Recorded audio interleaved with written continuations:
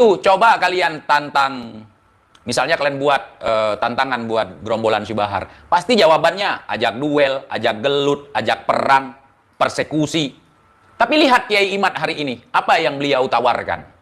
Diskusi bukan persekusi. Diskusi bukan perang. Di situ kita bisa melihat sebuah kebenaran, saudara. Teman-teman tulis sebentar. Keluar dulu, masuk lagi di video ini, di konten ini. Kalau saya jelasin, dia nggak tahu, kan nggak dengar.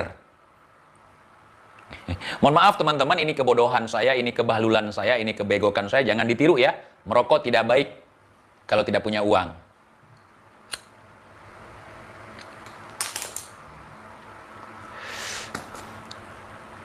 Bagus ya? Bagus, suara bagus. Oke, teman-teman semuanya, kita akan masuk ke pembahasan.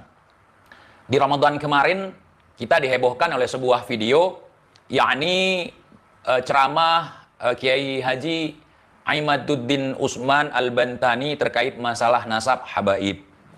Di sana Kiai Imad mengatakan bahwasanya nasab para habaib di Indonesia itu terputus.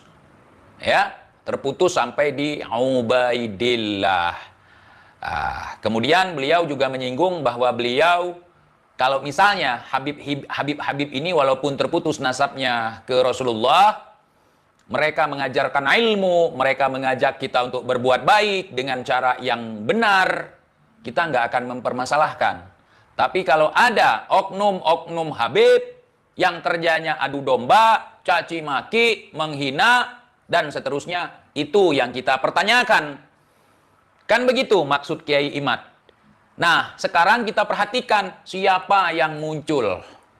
Siapa yang membantah Kiai Imad, itulah yang dimaksud oleh Kiai Imad. Orang-orang yang ngaku Habib, suka caci maki, suka hina, nah, itu yang bangkit hari ini. Sedangkan yang lain santuy, tidak ribut. Paham ya? Oke, kita masuk ke perbedaan antara Kiai Imaduddin dengan si Bahar Semet. Si Bahar Semet ini tidak ada orang di Indonesia yang tidak kenal ya. Namanya juga orang sok terkenal. Ya. Oke, pertama Kiai Imad itu rambutnya hitam. Bahar Semit rambutnya kuning. Kiai Imad bibirnya seperti biasa standar laki-laki Indonesia. Bahar Semit bibirnya merah. Merahnya bibir Bahar Semit itu bukan karena editan atau segala macam, bukan. Itu pure, murni, asli menggunakan lipstick.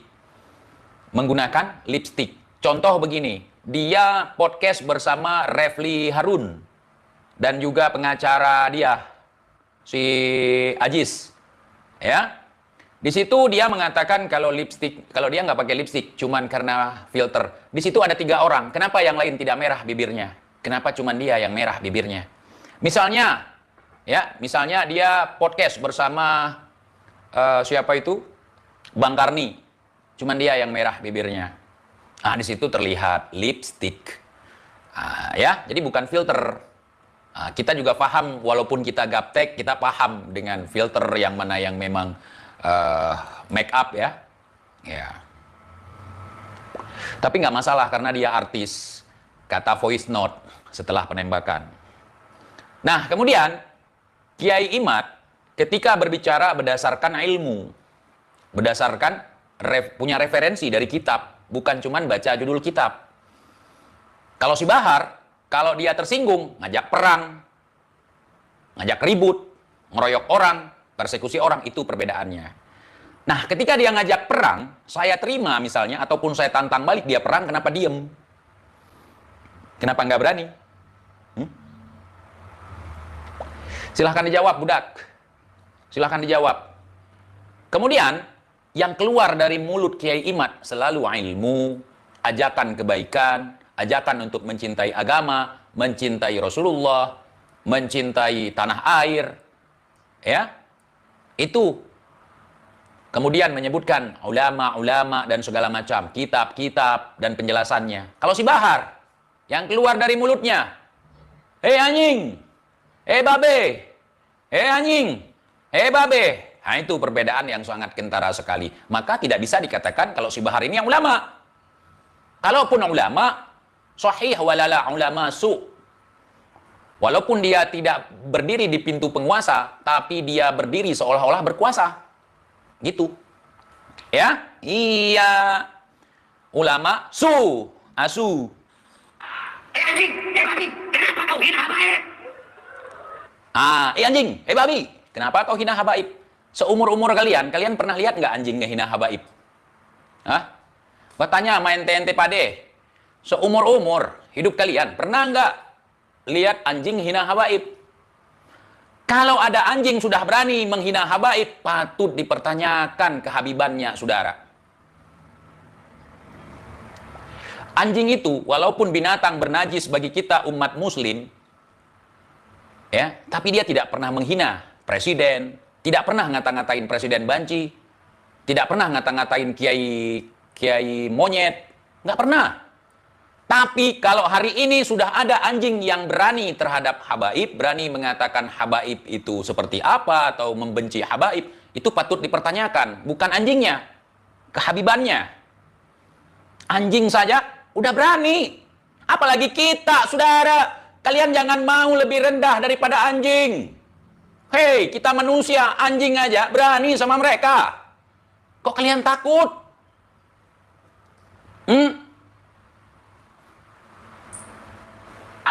Anjing, babi, kenapa kau hina habaib? Apa bahasa itu? Ini monyet lagi nanya sama anjing. Dia tahu bahasa anjing. Punya doa Nabi Sulaiman. Babi, kenapa kau hina ulama? Kenapa kau tangkap ulama? Apa bahasa itu? Kenapa kau tangkap ulama? Siapa ulama? Rizik? Bahar? Hei, yang ngaku ulama, kenapa kau melanggar hukum? Woi babi, kenapa tiap hari kerjaanmu hina-hina? Sebentar, telepon perlu.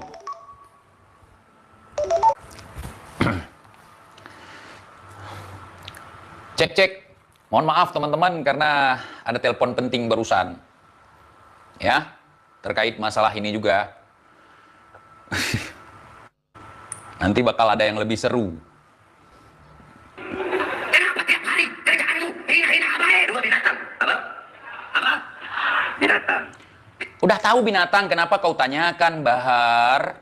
Itulah yang membedakan kau dengan Kiai Imad. Hanya anjinglah yang bertanya kepada anjing. Hanya babilah yang bertanya kepada babi. Kita manusia, ngapain nanya ke babi? Kita nanya ke ulama, nanya ke kiai, nanya ke ustadz, nanya ke orang-orang yang ngerti ilmu. Makanya, kalau terlalu menghormati nasab, bukan ilmu ya seperti ini. Nanya ke anjing, saudara. Apa? Binatang. Binatang sebaliknya. Kalau malaikat punya akal, nggak punya nafsu, berarti kalau binatang punya nafsu, nggak punya. Binatang diminta pertanggungjawaban. Ditanya, nanti Allah bakal tanya gini, anjing, babi. Itu memang sudah menjadi keputusan dalam agama kita bahwa hewan, tumbuhan tidak akan dihisap. Nggak akan. Kenapa kau tanyakan lagi, Bahar? Kenapa kau tidak sholat? Allah bakal tanya. Itu nggak akan ditanya, Bahar udah fix itu, nggak perlu dibahas pun udah fix itu, nggak akan ditanya. Anjing, babi, kenapa kau nggak sholat? Enggak. Bahar, kenapa kau kayak anjing? Itu ditanya. Itu yang ditanya, manusia. Kau dikasih 2 kaki, kenapa berjalan 4 kaki seperti anjing gitu? Itu ditanya. Ya, iya. Kau dijadikan sebagai manusia yang punya akal dan pikiran, kenapa kau rakus, Bahar, seperti babi gitu? Tai pun kau makan, kenapa? Bukankah itu perilaku babi gitu? Ya? Gua kasih tahu sama kalian, seekor anjing tidak akan pernah makan tai. Kenapa? Karena dia tahu itu makanan babi. Itu kata-kata malam ini. Tapi si Bahar, semua dimakan, sepeda-sepeda dimakan, jigong-jigong dimakan, hak orang dimakan. Ngaku pejuang, saudara. Jadi seperti itu, ya. Coba kalian lihat, Kiai Imad membuat penelitian, bukan menghina habaib, bukan menghina Ba'alawi, tapi mereka framing dengan sangat luar biasa. ini merupakan propaganda, ini merupakan provokasi, ini adu domba, segala macam. Sementara si Bahar, si Rizik, hina pemerintah, ngehina si Fulan, ngehina si Fulana, semua dihina sama mereka. Tapi kenapa nggak ada yang bantah? Kenapa? Kenapa di kalangan kalian nggak ada yang muncul? Kami sebagai orang awam, kami tahu yang mana ulama, yang mana bajingan, yang mana ulama, yang mana provokator. Iya. Yang mana pejuang, yang mana pecundang. Aduh, ya Allah. Faham? Faham. Kalian menghina orang bahkan sampai rasis benar. Sampai klaim. Kalau nggak ada encit mereka, di Nusantara ini hari ini masih menyembah pohon. Saya yakin nih ya, saya yakin kalau nggak ada leluhur saya, si Bahar hari ini masih menyembah pohon. Ya, masih makan ular piton. Ya, masih makan anjing presto. Anjing yang dikuliti, yang dilontokkan bulunya pakai tos. Ya. Kalau nggak ada leluhur saya, si Bahar hari ini masih nyembah pohon, saudara. Ya, masih makan rica-rica masih lah, walaupun sekarang, walaupun ada leluhur saya. Itu nggak bisa dihilangkan. Ya, rica-rica masih dia makan. Jangan kalian bilang dia nggak makan rica-rica. Nah, kalau saya lihat kedatangan, kalaupun misalnya si Bahar ini dari kalangan Ba'alawi sebenarnya, bukan Rohingya. Ya, karena saya curiga dia bukan Yaman, tapi Myanmar. Rohingya. Rohingya yang menikahi ibunya, yang orang Indonesia. Ya, iya. Saya yakin seperti itu. Dan saya sangat yakin kalau nggak ada leluhur saya, dia hari ini nyembah pohon. Bahkan leluhur saya ada menyebarkan syariat ke seluruh Nusantara. Orang kampung dia masih makan itu juga, masih ada yang nyembah pohon juga. Dan kita nggak perlu mengatakan ini. Biarlah orang mengimani apa yang dia imani. Karena hidayah itu bukan di tangan kita. Ya, hidayah itu di tangan Allah. Biarlah Allah yang mengurus hidayah. Hak Allah sepenuhnya. Nah, kewajiban sebagai dai apa? Menyampaikan. Menyampaikan kepada umat ilmu, bukan halu. Bukan halu. Ini banyak nih pengikut-pengikut si Bahar membela si Bahar dalam adegan dobol. Nah, mereka nggak tahu apa-apa maksud si Bahar parodikan dobol itu, dobol-dobolan itu, bacok-bacokan ilmu kebal itu untuk menunjukkan bahwa dia punya karomah.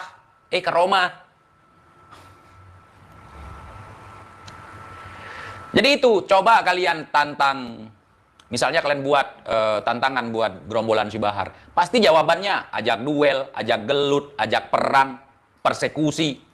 Tapi lihat Kiai Imad hari ini, apa yang beliau tawarkan? Diskusi bukan persekusi. Diskusi bukan perang.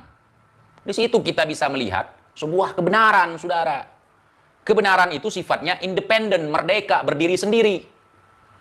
Lah, coba lihat gerombolan si Bahar. Kalau ada masalah, duel, gelut, perang kagak pernah. Itu pun dia pernah dulu berjuang mati-matian tawuran untuk membela makam kosong, saudara. Biar kalian tahu.